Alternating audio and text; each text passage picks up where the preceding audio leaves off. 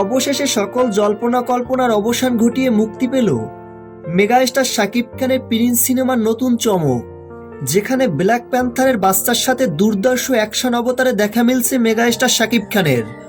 শাকিব খানের আসন্ন প্রিন্স সিনেমার ফার্স্ট লুকের জন্য বেশ কিছুদিন যাবৎ অপেক্ষা করছিলেন তার ভক্ত অনুরাগীরা। জরুরি ভিত্তিতে তিনি দেশে আসলেও আবারও উড়াল দিয়েছেন দূরদেশ শ্রীলঙ্কায়। উদ্দেশ্য, প্রিন্স সিনেমার বাকি অংশের শুটিং শেষ করেই দেশে ফিরবেন তিনি। শাকিব খানের প্রিন্স সিনেমার শুটিং বিদেশে হওয়ায় তুলনামূলক তেমন কোনো দৃশ্য ফাঁস হয়নি, এতে করে ছবিটির জন্য বিশাল বড় প্লাস পয়েন্ট। বাট এখনও কিন্তু রিস্ক রয়েছে, কারণ দেশের শট এখনো সম্পূর্ণ হয়নি।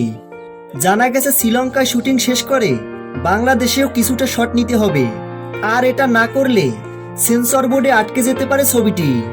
তার জন্য বাধ্যতামূলক কিছুটা শট নিতে হবে বাংলাদেশে।